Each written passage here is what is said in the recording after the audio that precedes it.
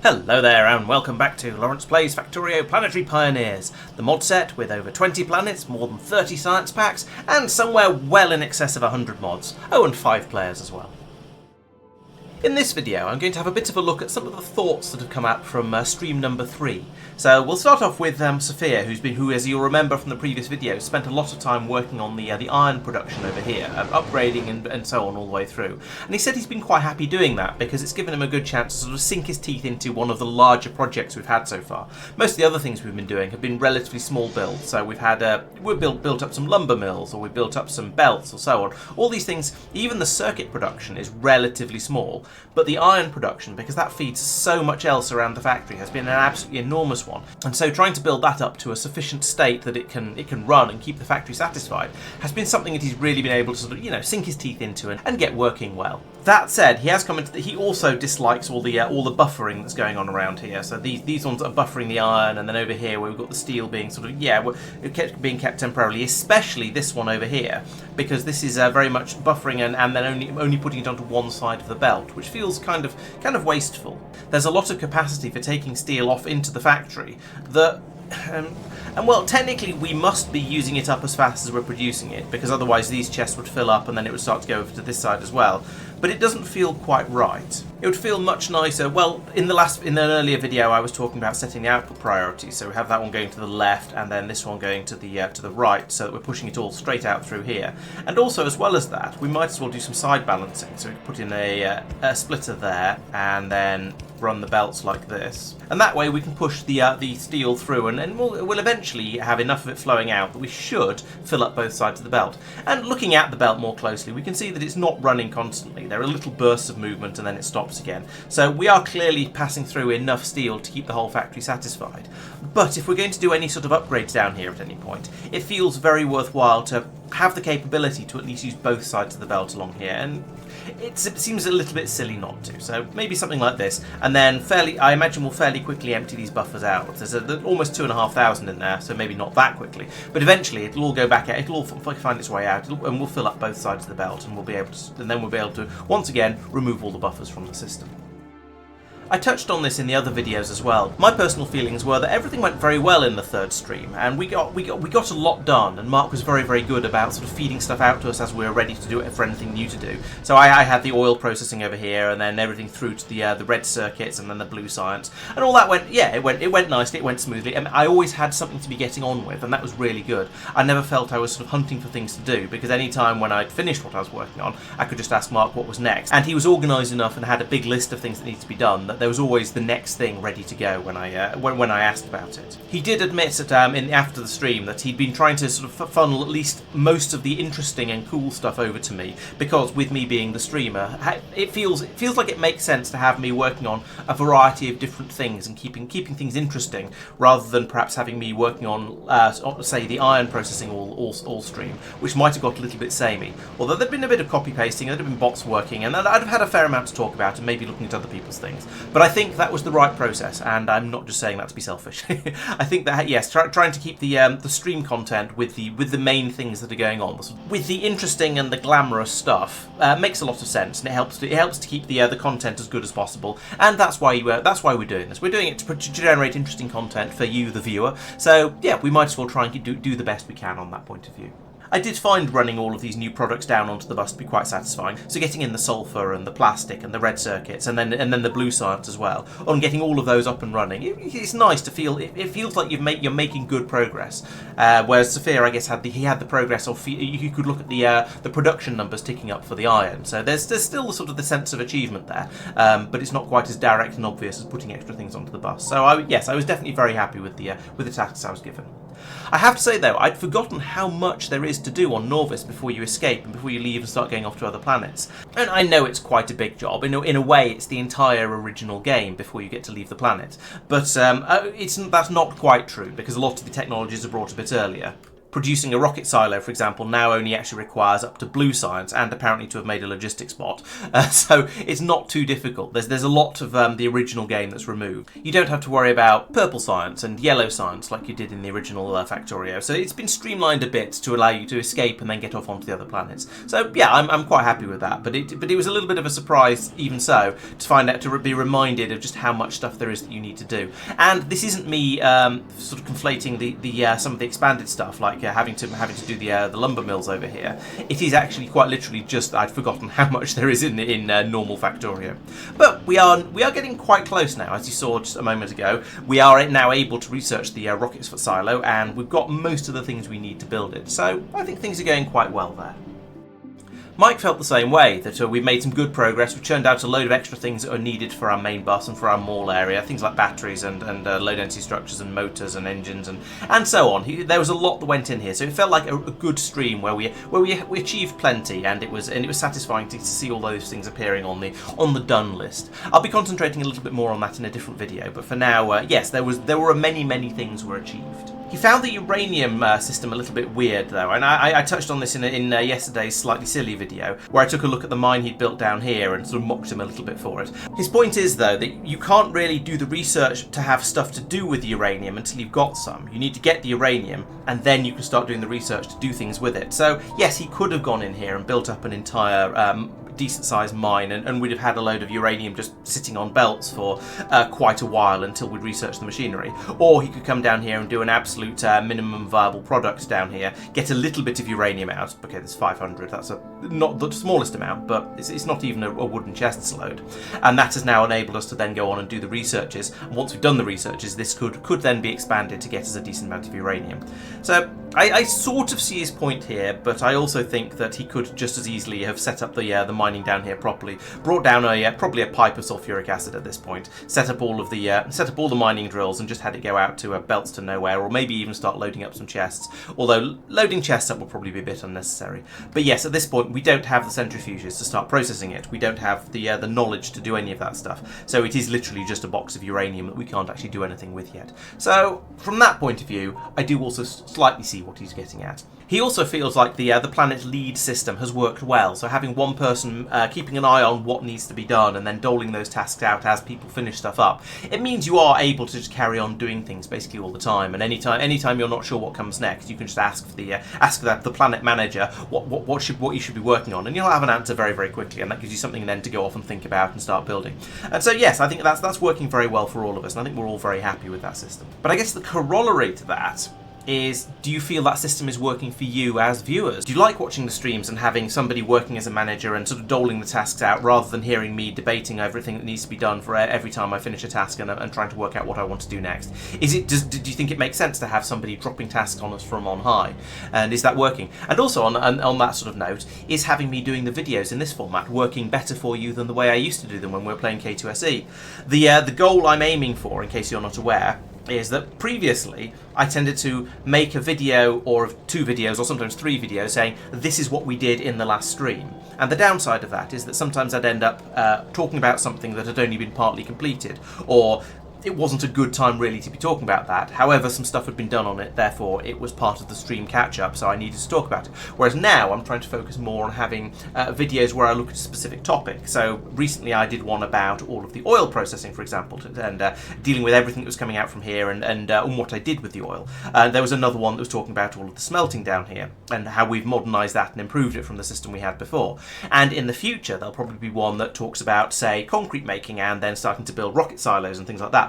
But we haven't got that far yet. We do, spoilers a little bit here, have concrete, but we haven't got to the rocket silos yet, so I feel it'd be worth looping them in together. Or defences, where we've got some defences set up, but they're not finished, so I'm not going to talk about those yet. We'll save them for another video. And I think it should allow things to be a bit more organised, and it allows me to make slightly shorter videos as well, which is probably a good thing. But yes, let me know in the comments what you think about the way we're doing this, and whether you think it's working for you. Marc also touched on the planet management aspect as well, and his view from actually doing it is that it was working well for him, and he thinks and it was better this time than previously. Perhaps because the previous week when we had the stream that didn't actually work and I was having computer difficulties, he'd made a load of plans for that one, and so this week it was largely working through those plans and he knew everything that needed to be done, and so it was a case of just doling those jobs out to people, and that worked quite well from his point of view. And it meant that he had a bit of free time as well, so he was able to go out and do things like building up some of the defences like this, or setting up new mines and connecting things together, and that gave him things that didn't require too much concentration, but meant he was still contributing and had stuff to do so he wasn't bored, in between being asked by other people what he wanted them to do next. As person in charge of this planet, he was also keeping an eye on the researchers, and I'll talk about those in a little bit. And he said one of the things he did do was because of the resource shortages due to the lack of iron coming through, he did turn research off for a little while during the stream. And we can see that problem at the moment here, with the green science trickling in very, very slowly over here. In theory, as I touched on in the last video, we're making 1.5 per second of every single science pack. But if we look at the green science, you can see there's a massive shortage of these yellow belts coming in, because there's a shortage of gears. And there's a shortage of gears, partly because the gear production system over here is woefully out of date, but also because there is a bit of a shortage of iron coming in as well. So there's some improvements that can be made over here that will allow the science to speed back up again, and then hopefully that'll sort all of that out, and we'll be able to science a bit more sciencily as we like to. And so yes, he did say he's enjoyed it. He's been happy with doing the team lead approach here on this planet, but he is looking forward to when we go off to the next planet and it's no longer his responsibility anymore, and he can do a bit more of the upfront building stuff. Once again, getting stuck in and sinking his teeth into a slightly bigger project than running a belt out and putting in some turrets. So yes, I know Marc likes doing sort of design and building work, so it's going to be nice for him to be able to concentrate a bit more on that sort of thing rather than being the manager. So it'll be somebody else's turn next time. Tristan also felt that the stream went well and we got plenty done, and that having a manager with a solid plan worked very well and allowed us to achieve a lot more than we would have been able to if we'd been sort of spending the whole time arguing and debating about what needs to be done next. So I think yes, it worked very smoothly. And he also commented that Marc, having had the plan of everything that should be done, worked quite well, and we think it makes sense for whoever's going to be managing a planet to do a bit of thinking about what's going to be done beforehand and trying to get things sort of reasonably organised so they've got a good feel for what the planet requires. Now, in the case of Nauvis, in theory, we all know what it requires because we've all played Factorio before, so there's less of the need to learn the planet, but there's still a sort of it's still easy to forget exactly what needs to be done and what order things come in. So having somebody there to remind you and tell you what needs to be done next is quite useful. That said, he's saying that we should try, at least with the early planets, to each try and develop our own style of working on of managing the planets rather than trying to imitate each other, and just see what works naturally, because we never know. We might all have different ideas and some of them might work better than we expect. So it'd be interesting to find out what works best with us and what sort of styles of management work and what ones don't work, and who's the most easily distracted, and I think that's probably going to be me. It's also going to be a lot more complex and interesting to when we start working on the planets that we're not already familiar with, and that's going to start pretty much as soon as we leave Nauvis, because we have some players who've never actually played Space Age, or at least not played it all the way through, and so we're going to plan for Gleba and Fulgora and Vulcanus and Aquilo to all be led by people who've never been to that planet before. So there's still going to be that interest level of something new, and of course then all of the exotic planets, the modded planets like Meraxis, Tiber, Tenebris, and so on. Those are all going to be led obviously by people who've never played that planet before, because none of us have. And so I think that's going to keep things interesting. We shall try, those of us who've been to the planets before, will try not to spoil things too much, because we don't want to spoil things for people who've not been there yet. And so having someone who's not been to Vulcanus trying to work out how to deal with the lava and the worms and so on is going to be a little bit more interesting than somebody going in and going, right, I know how to do this, just drop these blueprints, yada yada yada, it'll be fine. No, it'll be much more fun if it's a bit more of a mystery to us all. Nauvis was very much the exception to that because everyone's been there. The next thing to have a look at is all the researches we did in stream number 3. And this was the stream when we unlocked blue science, so we've managed to do a few of those as well. But we're going to start at the top and work through them in the order we unlocked them. And the first one was concrete. And this is it's a new material which we can use to make flooring if we want to, although I don't think we've got enough of it to really want to do that just yet. But the main advantage of getting concrete is it unlocks various other things, like concrete text plates, sure. But more importantly, things like the rocket silo and also some of the more advanced mining systems and so on. So it's going going to allow us to advance and make more advanced buildings as we get further into the game. That's the main thing you get from concrete. It's just a new building material to play with. Fluid handling is valuable because it gets us tanks and pumps to play with, allowing us to store fluids and transport it around over longer distances. One of the things I possibly didn't mention with my when I was talking about all the oil handling is over here I had to put in a pump in order to get the lube all the way from the factory over here where it's made down to the other end of the belt where it was actually needed, because there's that limit in Factorio 2 of how far you can run a single pipe before you need a pump in there to give it a little bit of a boost, and I actually ran into that issue, so that's had to go in there. And it's also given us the capability to put absolutely everything into barrels. So there's a crazy number of barrel recipes there, which has made a bit of a mess of our crafting menus, but never mind. It's we can mostly ignore them, I think. We got automobilism, which meant somebody was able to build a car. I think somebody did build a car. I'm not sure who it was, I don't remember. But yes, there are now a couple of cars zipping around, and they're great for getting around the map a bit faster. I should probably build one for myself, especially for making the videos when I want to move the camera position, although I do usually use map mode for that. But yes, having cars is nice, gets you around a bit quicker. And we got the circuit network, which has given us loads and loads of bits and pieces we can use for extreme complication. So we can now link stuff together with green and red cables to tell things when we want them to work and when we don't want them to. And you saw me using that with the oil processing earlier, and we can now do maths and decisions based on the combinators, constant combinators, power switches, the programmable speaker, display panels, which I didn't actually use in my vanilla run. I should have had a play with those, but I didn't. We've got a recipe for iron sticks. I'm surprised we didn't get that sooner, because but apparently this is the first thing that requires them. That's a bit bizarre.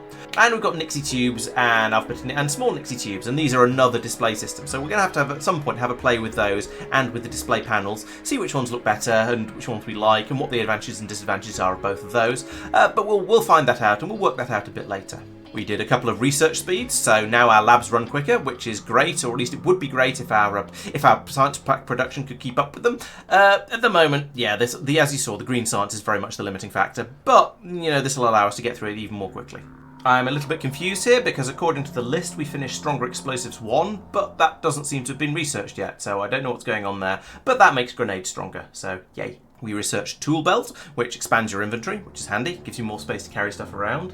And Oil Gathering, which allows us to pull the oil out of the ground. And that covers things like, well, when you actually get some oil out of the ground, then you can move on to then you learn about oil processing, which means you're then able to make sulfur, which is, handy because then you can make sulfur, and that goes into making things like explosives and batteries. Then we also made plastics, which is good for red circuits, which we've also researched, and many other things beyond. And also get flammables, so we can start making flamethrowers, and flamethrowers are great fun. We picked up modular armour too, and this is a slightly funny one, because normally this is when you start getting to put things into your armour, into your equipment grid. But because of some of the mods we're playing, even the basic armours, certainly the heavy armour, and I think the light armour as well, came with fairly small equipment grids, and that's how we were able to get those very early game roboports and the little burner generator things. So this is less exciting than it would otherwise have been. Now, it does give you an inventory size boost, and I think it makes you tougher as well than the heavy armour, so it is still worth having, but it's not the big leap forwards that that it would normally be. That said, also, because you get the burner generators, it is a bit more of a leap forward. Normally, the equipment grid in it is so small that you can't use any of the really good toys. You don't get to play with robots at that point, because you can't really cram in enough power generation and batteries in order to make them really good. So it's a bit of a sort of it's not that great, and normally it's the power armor I find that is the really good one, because you get a much larger equipment grid and you can start putting in some of the nuclear power at that point, and that's when it feels like it actually becomes useful. But with this modded run, the modular armor is still a sort of a slightly funny in-betweeny thing. We unlocked concrete and plastic and uranium text plates, so we can write on the map with all of those things now. Lovely. We learned about green inserters, or bulk inserters as they're now known. So these are going to be great for when we want to start loading and unloading trains, because they can pass a lot more through each time they run. They're obviously a straight upgrade from the blue inserters. They're just better, but they are significantly more expensive to make. So they are very worth having and very useful. But on the scale of our factory at the moment, they're probably not going to be vital. I think they really come into their own once you start having trains and machines that are making lots and lots of things in one go. And of course, in Factorio 2, they're no longer the top of the range type of inserter, but we'll talk about those later when we've actually researched them. We have invented accumulators. These are the very large battery packs that you can put down on the ground to power your factory when you've got a bit of a power shortage. But at the moment, because we're basically running the entire factory off coal generation, they're not that great. Okay, granted, they could smooth out peaks and troughs in your power consumption, but basically our power generation is fixed. Where they really come into their own is when you start using solar power and you slap down loads of solar panels to generate electricity, which then don't work very well at night, and so that's when you need the accumulators to store the power to keep your factory running overnight. I tend to find that switching over to solar energy is such a big investment in resources that it's not worth doing until quite late on in the game. So we'll see when Marc decides he wants to do it, though, because his opinions are what matter, at least on Nauvis, so maybe he'll feel differently about it. We shall see. We got uranium mining and uranium processing, as I discussed earlier, so we're able to dig up the uranium, and now we're able to start making things like centrifuges in order to process it and deal with it and do useful things with it. Maybe even make, well, so far only making text out of it, but we'll find other things to do with it later, I'm sure. Advanced oil processing unlocks the more efficient method of turning crude oil into the various oil products that we need, and also unlocks heavy oil and light oil, which are useful for things like lube and rocket fuel, which we've researched both of, and then the lube can go on to make electric engines, which go into then further and further down into other stuff like the robots that we were talking about before. So yes, we've also researched robotics, and we've got logistics bots and construction bots, and from those we've got the roboport and also the personal roboport, the proper one rather than the beginner one. So we're now able to use all of the bots much more effectively and start actually having a logistics and construction network going out across our factory, which is very nice. We have got advanced combinators, which unlocks the selector combinator, and I've actually not played with this one yet, so I don't know what that does. We're going to have a look into that at some point, but according to the blurb, it performs sorting operations on circuit network signals. So yeah, I mean, I'm sure we'll find uses for that, but not just yet. We discovered low-density structures, which, as far as I can tell at this point in the game, are just a way to make your copper supply evaporate, but I'm sure they'll be very useful in the future. We have personal battery packs, which you can chuck in your armour to, again, smooth out the highs and lows in your power consumption, so you can have a generator chugging away steadily, charging your battery up, and then use the power in a burst when you suddenly want to do loads of robot stuff. Oh, and apparently before that, we got personal solar panels, which again go in your armour and charge things up, but only during the day. As well as that, it looks like we've got the belt immunity equipment, which stops you moving when you stand on a belt. Very nice. The energy shield equipment, which is an energy shield, protects you when you get attacked. Night vision equipment, so you can see in the dark. And the personal roboport, which I think I've already touched on. Now this is a valuable one. We've done a couple of the inserter capacity bonuses, and that increases how much stuff an inserter can hold when it swings. So this means now we've got, from this one, we get okay, this is a buff for the bulk inserter, so it takes it from 3 to 4. But I think this one, yes, this one comes with a buff to the non-bulk inserters as well, taking them from 1 to 2. And that just means suddenly every inserter around the factory becomes twice as effective as it was beforehand. That's very worth having, because it saves you a lot of cost and upgrades and resources on having to upgrade all of your inserters, because they just suddenly all become twice as fast, which is lovely. We have electric energy distribution 2. That gets us the substation, so you can slap these things down. They're like a pylon, but with an absolutely enormous coverage area. They're very nice when you want to start building out slightly larger constructions of things, and you don't want to have to fiddle around with putting in lots of the little pylons all the way up next to all of the machines. So they can cover quite a large area. They're nothing like as good as the ones in space exploration, but they're a good start and they're heading in the right direction. So it's going to be very nice to start using these. We have Advanced Material Processing 2, which gets us the electric furnaces. So that means we can finally go out and do a big upgrade for our smelting area and go on to, I was going to say go on to the final designs, but it's not even going to be the final designs because we'll come back with better versions of these later in the future.